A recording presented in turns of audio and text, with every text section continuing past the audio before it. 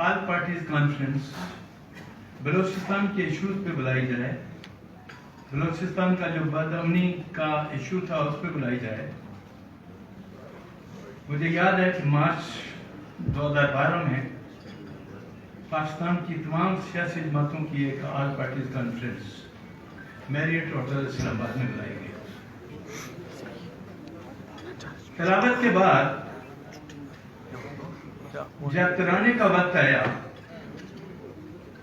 تو آپ یقین کریں کہ سب سے پہلے بلوچستان سے تعلق رکھنے والے جو رہنما وہ موجود تھے وہ کھڑے ہوئے ترانے کے احترام میں، جو اس بات کی نشاندہی کرتا تھا کہ بلوچوں کے متعلق جو الزامات لگائے جا رہے ہیں بعض کارنر سے وہ غلط ہے۔ سیکنڈ کانفرنس میں نے سرینا کوئٹہ میں کی۔ اختر میگل صاحب ان دنوں میں دبئی میں تھے، لہٰذا وہ کسی کانفرنس میں شامل تو نہ ہو سکے، لیکن میں نے ویسے پریزیڈنٹ سپریم کورٹ بار کے جب پتہ چلا کہ اختر میگل صاحب دبئی سے واپس آ گئے تو میں نے ان سے رابطہ قائم کیا، شاید ان کو یاد ہو یا نہ یاد ہو، تو ہم نے اسلام آباد سپریم کورٹ میں بھی ان کے ذات میں ایک ریسیپشن دیا اور وہ آئے۔ وہ ریسیپشن دینے کا بعد میرا مقصد یہ تھا کہ میں ان کے پوائنٹ آف ویو کو بھی سننے چاہتا تھا۔ ہوا یہ کہ بلوچستان بد امنی کیس کے سلسلے میں جب یہ دو کانفرنس ہو گئی تو پاکستان کی تمام بڑی پولیٹیکل پارٹیز نے 15 نکات اپروو کیے، اور وہ 15 نکات اپروو کرنے کے بعد میں نے سپریم کورٹ میں بلوچستان بد امنی کیس میں جا کے سپریم کورٹ بار ایسوسیشن کو پارٹی بنایا، اور ان 15 نکات کو میں نے جو ہے اس کیس کا ایک حصہ بنایا۔ مقصد یہ تھا کہ ہم یہ دیکھیں کہ کیا ہے کیا نہیں ہے۔ جب بلوچستان بد امنی کیس کے سلسلے میں سپریم کورٹ کوئٹہ گیا اور مجھے آنریبل چیف جسٹس نے یہ ڈائریکشن دی کہ آپ نے وہاں موجود رہنا ہے کورٹ پروسیڈنگ کے دوران۔ یقین کریں کہ جب میں صبح سپریم کورٹ میں جاتا تھا تو بچے، خواتین، مرد حضرات سپریم کورٹ کے بعد ایک بہت بڑا مجمع لوگوں کا بیٹھا ہوتا تھا، خواتین کے رونے پیٹنے کی آوازیں آتی تھی۔ سوال یہ پیدا ہوتا ہے کہ بلوچستان کے اس علاقے میں سے جو مسنگ پرسن کا ایشو ہے، مسنگ پرسن کا ایشو کراچی میں بھی ہے کسی حد تک، اس میں کون لوگ انوالو ہیں اور وہ جن لوگوں کو آپ لے کر جاتے ہیں وہ کیوں لے کے جاتے ہیں۔ تو جب میں نے خواتین کی اور بچوں کی وہاں کی صورتحال دیکھی تو میں نے یہ بات کہی کہ بلوچستان کے عوام بھی اتنے ہی محب وطن ہیں جتنے پنجاب کے لوگ ہیں، سندھ کے لوگ ہیں اور کے پی کے لوگ ہیں۔ تو یہ جو ظلم و ستم بلوچستان کے اندر ہو رہا ہے یہ کرنے والے کون لوگ ہیں؟ ایٹ لیسٹ ہمیں یہ پتہ چلنا چاہیے کہ یہ وہ کون لوگ ہیں۔ بہرحال دنیا جانتی ہے کہ مسنگ پرسن میں کون لوگ انوالو ہیں، کن لوگوں کا کیا کردار ہے، اور اختر مینگل صاحب سے زیادہ اس چیز کو کوئی نہیں جان سکتا کہ انہوں نے اپنے مسنگ پرسن لوگوں کو ریلیز کرانے کے لیے پہلی حکومت میں بھی گئے اور دوسری دفعہ بھی گئے۔ ان کا مشن یہ تھا کہ بلوچستان سے جو لوگ تعلق رکھتے ہیں، جو مسنگ پرسن ہیں، ان کو کسی طرح واپس بلایا جائے۔ جناب اختر مینگل صاحب سپریم کورٹ میں مجھے سب سے بڑی بات کی تکلیف ہوئی وہ یہ، ایک بچی تھی 17-18 سال کی، اس کا بھائی جو تھا وہ گورنمنٹ کی سروس میں تھا، شاید کوئی نائب قاصد تھا یا کیا تھا، وہ 5 سال سے اس کی بہن نے آ کے بتایا کہ میرا بھائی 5 سال سے مجھے نہیں پتا کہ وہ کہاں نہیں ہے۔ سپریم کورٹ نے آرڈر دیا، ایڈوکیٹ جنرل سے کہا کہ اس بچی کے بھائی کا جو تنخواہ بنتی ہے 5 سال کی، کم از کم وہ تو اس کو لا کے دے دو تاکہ یہ بچی باعزت طریقے سے اپنا گزارا تو کر سکے، چونکہ اس کا سورس آف انکم جو تھا اس کا وہ بھائی تھا۔ اس میں کوئی شک نہیں کہ next day advocate general 31 lakh کا چیک بنا کر لایا۔ جب اس بچی کو چیک دینے کی کوشش کی گئی تو بچی کا یہ جملہ تھا، مجھے کاغذ کا یہ ٹکڑا نہیں چاہیے، مجھے بھائی چاہیے۔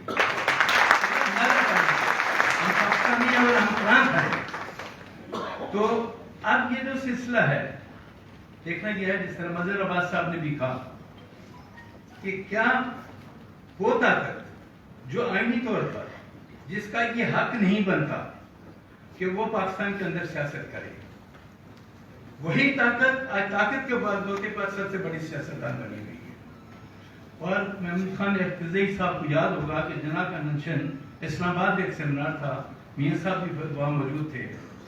میں نے یہ بات کہی تھی، اس وقت بھی کہی تھی کہ اس طاقت سے جان چھڑانے کا ایک ہی راستہ ہے کہ پاکستان کی تمام سیاسی قوت جو ہے وہ ایک ون پوائنٹ ایجنڈے پہ ایک پلیٹ فارم پہ آ جائیں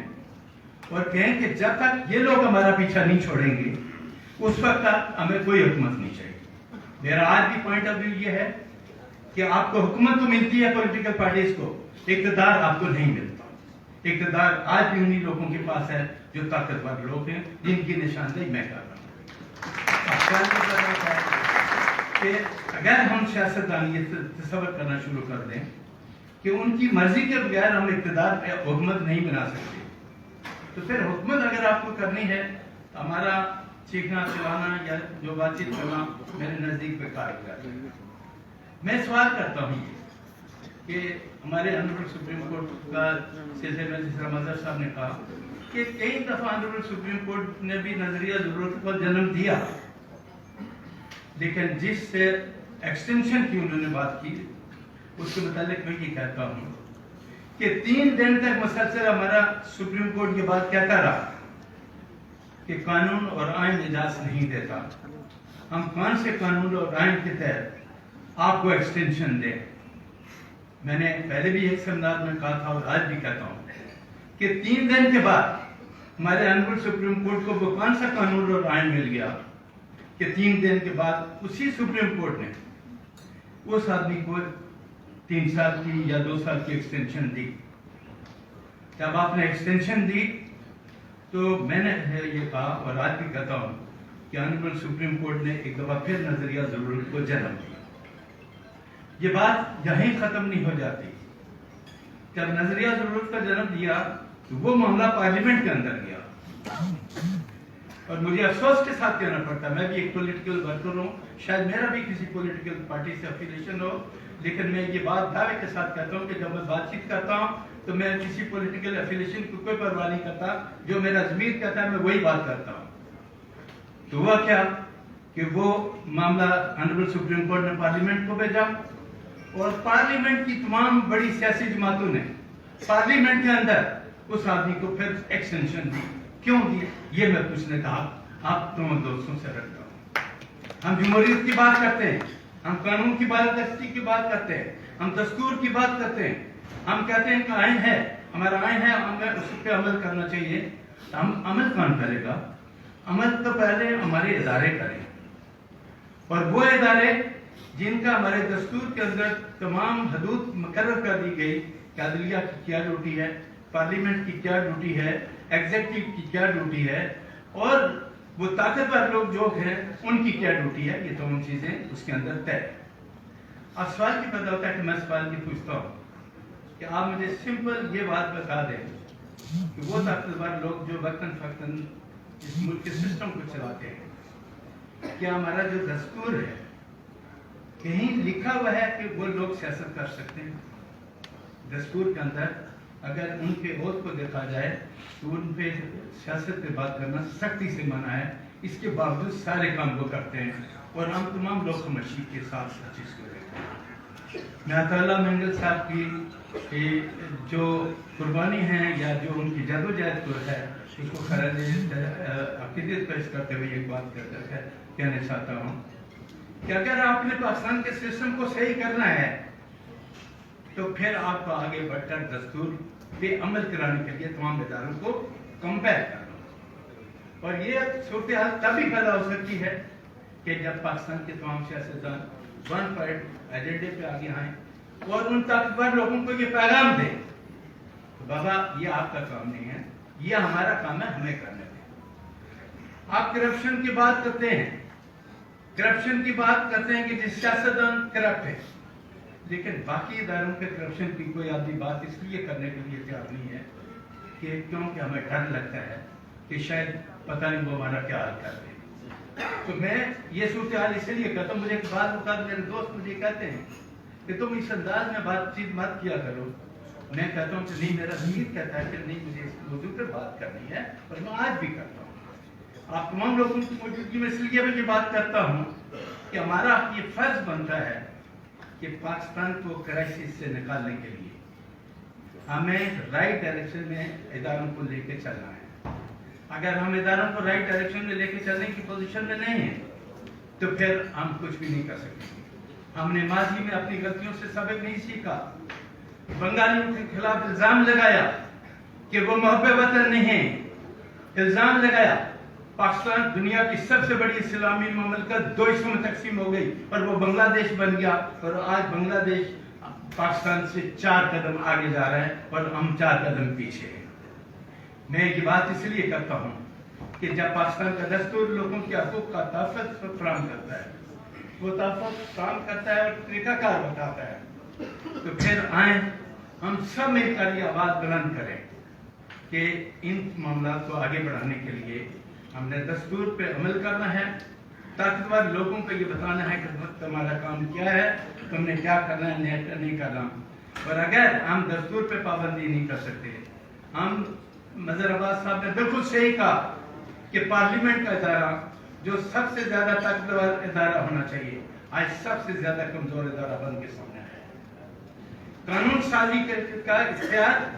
پارلیمنٹ کے پاس ہے. جب ہم کوئی قانون سازی کرنے کی پوزیشن میں نہیں ہیں تو ہم کیا کریں گے؟ آج پاکستان کرائسس میں ہونے کے باوجود پورے ملک کے اندر سیلاب ہے. سیلاب کی صورتحال کی وجہ سے پاکستان کا حالت خراب ہے, اور جو ہمارے بعض پولیٹیکل پارٹی سے تعلق رکھنے والے لوگ ہیں وہ جلسے جلوس کرتے ہوئے پھر رہے ہیں اور کوئی پوچھنے والا نہیں ہے. ہم نے اس قوم کو تقسیم کر دیا. ایک آدمی نے ایک نعرہ لگایا. لوگوں سے بھی میں یہ اپیل کرتا ہوں کہ جو آدمی آپ کے سامنے کوئی نعرہ لگاتا ہے اس کو دیکھیں تو صحیح, غور تو کریں کہ یہ جو آدمی کہتا ہے اس کا حقیقت سے کیا کرنا ہے. وہ ہم کرنے کے لیے تیار نہیں ہیں. تو میں یہ باتیں اس لیے کر رہا ہوں کہ میں نے بلوچستان کے اندر جس انداز میں اکبر بھٹی کو شہید کیا گیا, کیا وہ 85 سال کا بوڑھا آدمی جس کو آپ نے پہاڑیوں کے اندر جا کے شہید کیا, شہید کرنے والے لوگ کون تھے؟ یہی طاقتور لوگ تھے جن کا نام لینے کے لیے ہم تیار نہیں ہیں. تو اب سوال یہ پیدا ہوتا ہے کہ ان تمام حالات کی روشنی میں جب آج ہم مطالعہ مینگل صاحب کے اعزاز ہیں, ہم ان کی یاد میں ان کی خدمات کو گر رہے ہیں, تو آج ہمیں یہ عہد بھی کرنا چاہیے کہ جس خوبصورت انداز میں مطالعہ مینگل صاحب نے اپنی سیاسی جدوجہد کی, آئیں ان کے نقش قدم پہ چلتے ہوئے ہم بھی معاملات کو آگے لے کر بڑھیں. وقت کافی ہو گیا. اگر کسی کو میری کوئی بات ناگوار ہو میں معذرت چاہتا ہوں, اور اختر مینگل صاحب کا شکریہ ادا کرتا ہوں کہ آپ کی